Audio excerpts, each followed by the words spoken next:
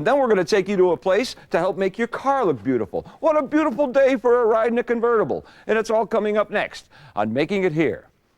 Hello once again, everybody. I'm George Murphy, and welcome to another edition of Making It Here. Tonight it's all about appearances, and here appears to be a Corvair 1995. Now this thing is not like any Corvair I've ever seen before. If you look down at this little beauty right here, this appears to be a Corvair, and this is the property amongst many of Mr. Cal Clark. Cal, you own and operate Clarks Corvair Parts Incorporated. Parts Incorporated. I'm going to get that right. Now, you've got a bunch of different vehicles up in here. I guess this is your toy shop, right? This is, we've got convertibles, we've got coupes, we've got early style, late style, we've got pickups, there's station wagons. Corvair made a lot of different vehicles. These are in various states of repair. I hope to get them all perfect sometime. Now, do you have a thing with, I notice there's more convertibles than anything else in here. Is that one of your little dream cars? Convertibles is everyone's favorite, right. So we've got more convertibles than anything else. All right, so this is your toy shop, and you've got these nice little cars, and you also have the business which supplies parts for Corvairs, and you deal specifically with Corvair parts? Just Corvair, yep. How in the world did you ever get involved in something like that? Well, we had restored a Corvair. My parents had had them, and we wanted one, so we got one and restored it when I was teaching school.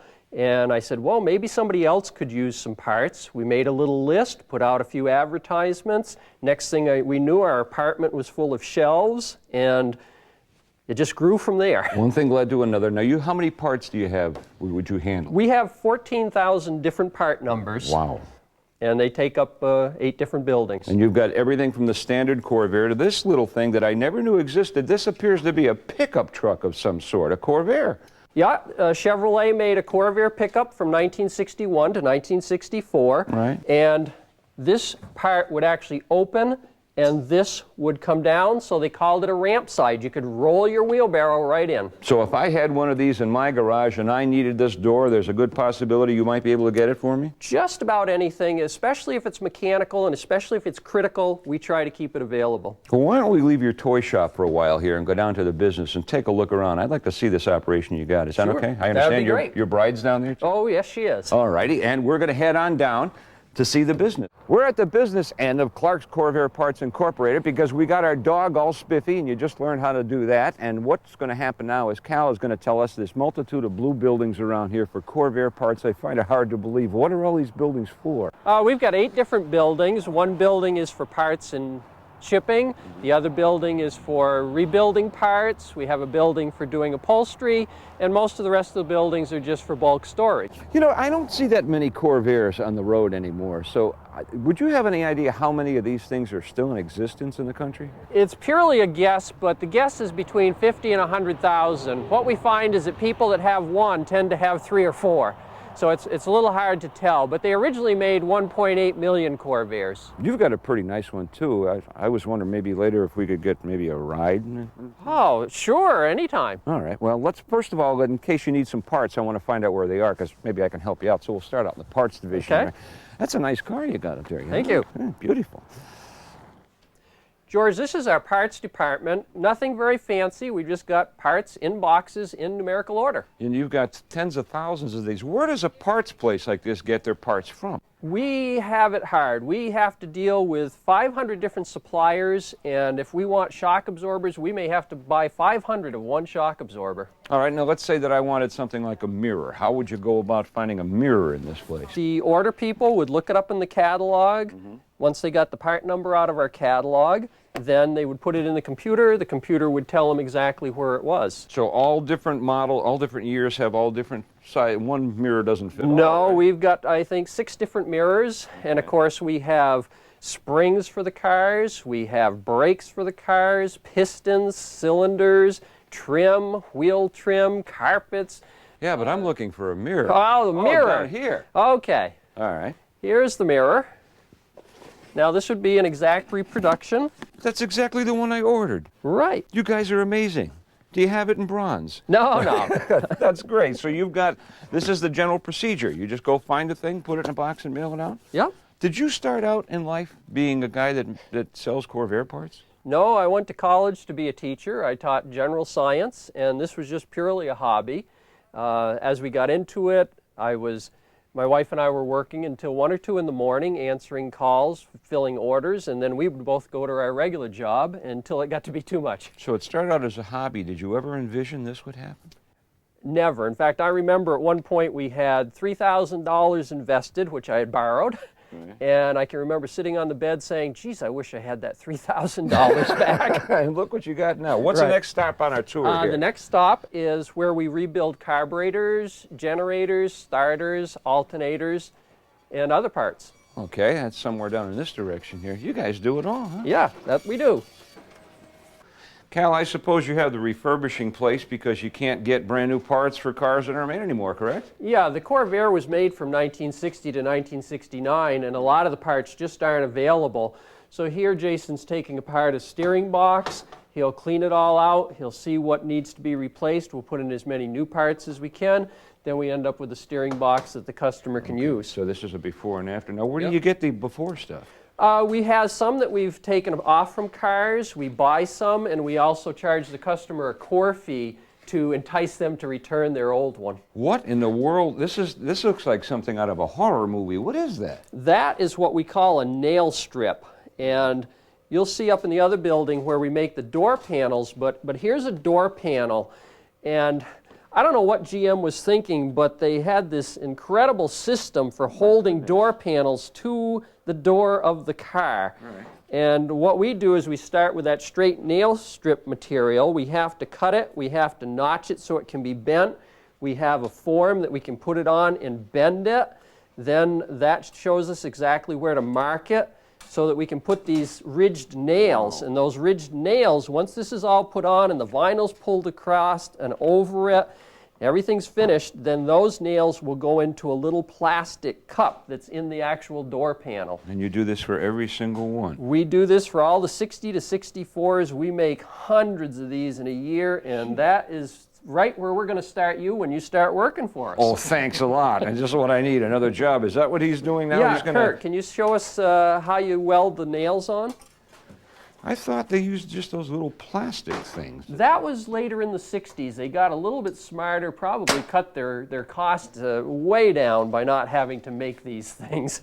So this is originally the way this was done at one time, and you're continuing that trend? I hope they were a little bit more automated, but this is the way we do it.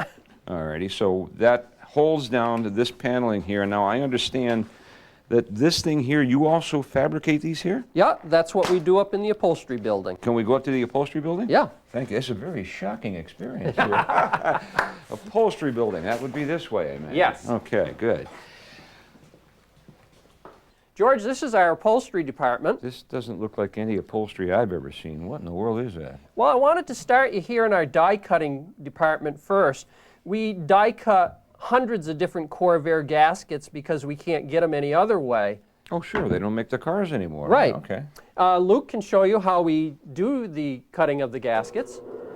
So I imagine everyone has a template. Yeah, every one of our toolings, hundreds of different toolings. Okay. Well, look at that. Yeah, and that makes a gasket. So you've got gaskets for every, I imagine these are for engine parts, right? Yeah, those are for engine parts. And the reason I wanted to show you this is that we have hundreds of these steel rule dies. There's actually a razor sharp knife there. Yeah, I see it. And that allows us to cut the upholstery pieces exactly the same every time so that when the ladies end up sewing it, they know it will always fit exactly the way it should. Yeah, but you're not doing this with this machine, right? Sometimes this machine, and we also have a larger one. But where do they actually put all the upholstery together? My wife Joan will show you that because she knows all about it. She's done it for 32 years. All right. I've got to go over and check on the print shop because they're making our catalog. And don't forget, Yes. we're going in that convertible. Oh, I didn't forget. Okay. And you're on. All right, let me go find Joan. Joan, where can I find Joan? There's Joan. I'm down here, George. Hi, Joan. I've been spending a lot of time with Cal today, and he said to come down and see you because you're the master of upholstery here, and obviously this is a hunk of car seat, right? Is that what that is? That's correct, yeah. It doesn't just start out this way, though. We have to die cut the pieces that are like this out front, And I think you've already discussed that with Cal. Yeah, now how do you get this stuff? Does this come in sheets or something? No, it comes in rolls of vinyl. Usually each color takes about 20 to 25 rolls.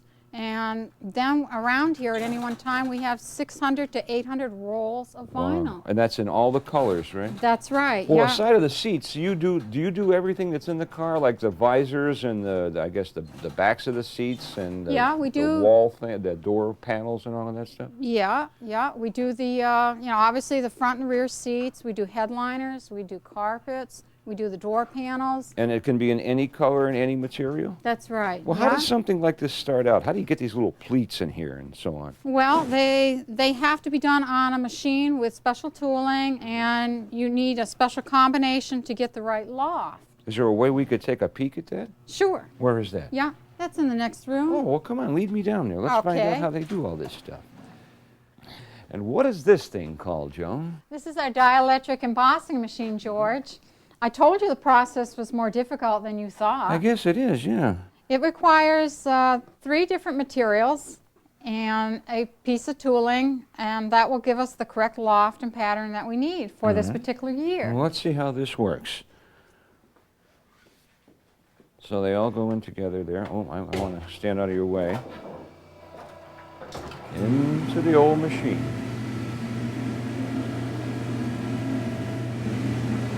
And now it's been through the cycle of the machine, and we pop it out.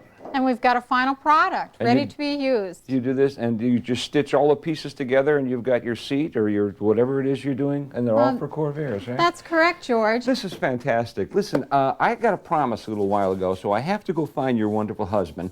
And it's something about testing out these to see how comfortable they are in the car. You know. But Okay. I want to thank you for your little tour around here. Look at this. It's a babe magnet. Well, listen, thanks for joining us, and I hope you get a chance to join us next time around as we visit with a lot more interesting people like Cal and his bride and all of our other friends who are making it here. Home, Jeeves. Has this thing got a heater? Hey, it's on full blast. Huh?